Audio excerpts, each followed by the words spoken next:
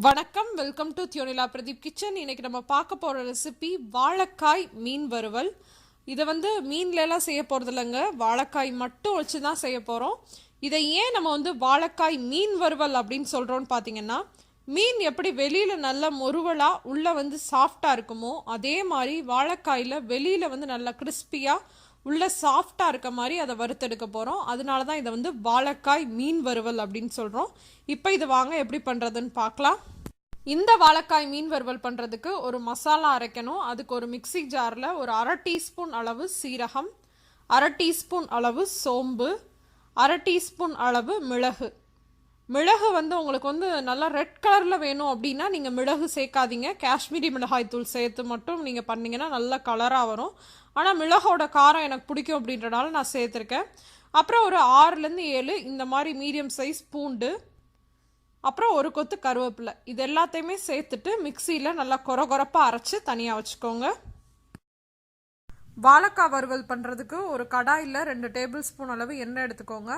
அதில் நறுக்கி வச்சுருக்க வாழைக்காய் நான் பார்த்தீங்கன்னா இந்த மாதிரி ஷேப்பில் நான் நறுக்கி வச்சுருக்கேன்.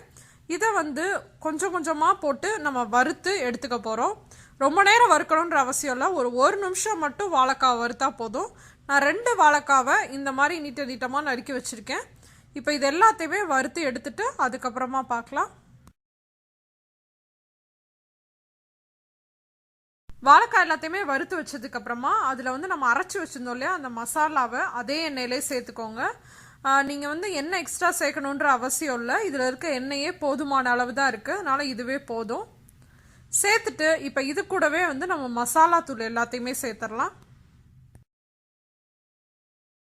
இப்போ இதில் 1/2 டீஸ்பூன் அளவு சாதா மிளகாய் தூள் சேர்த்துருக்கேன். உங்களுக்கு கலர் வேணும்னா காஷ்மீரி மிளகாய் தூள் சேர்த்துக்கோங்க.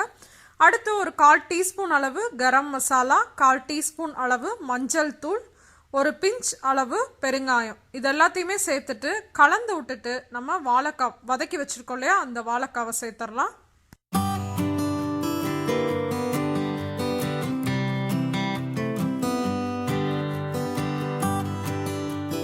வாழைக்காய் சேர்த்ததுக்கு அப்புறமா பார்த்தீங்கன்னா நல்லா கலந்து விட்டுட்டு அதில் தேவையான அளவு உப்பு சேர்த்துக்கோங்க. உப்பு சேர்த்துட்டு வாழைக்காய் நல்லா சுருள வதக்கிக்கணும். அப்போ தான் வாழைக்காய் நல்லா டேஸ்ட்டாக இருக்கும்.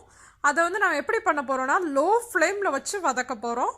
லோ ஃப்ளேமில் வச்சுட்டு வாழைக்காவை ஒரு 10லேருந்து 15 நிமிஷம் கூட வதக்கிக்கலாம். உங்களுக்கு மேலே தோல் நல்லா கிறிஸ்பியாக ஆயிடுச்சு அப்படின்னாவே நீங்கள் ஸ்டவ் ஆஃப் பண்ணிடலாம்.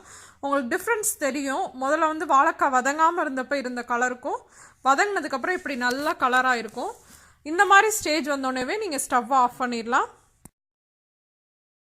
இப்போ பாருங்கள், இதுலேருந்து ஒரு ஃப்ரை எடுத்துகிட்டு இந்த ஸ்பூனை வச்சு இப்படி அமுத்துனீங்கன்னாவே பார்த்தீங்கன்னா ஃபிஷ்ஷோட ஃப்ளஷ் மாதிரி அவ்வளோ சாஃப்டாக இருக்குது உள்ள. இந்த மாதிரி வாழைக்காய் வெந்துருந்துச்சுன்னா தான் நம்ம வாழைக்காய் மீன் வறுவல் அப்படின்னு சொல்ல முடியும்.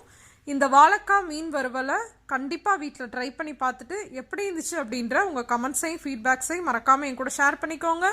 இந்த வீடியோ பிடிச்சிருந்துச்சுன்னா லைக் பண்ணி ஷேர் பண்ணுங்கள். இன்னொரு இன்ட்ரெஸ்டிங்கான வீடியோவோட உங்கள் எல்லாரையும் சந்திக்கிறேன். அதுவரை உங்களிடமிருந்து விடைபெறுவது உங்கள் தியோனிலா பிரதீப். தேங்க்யூ.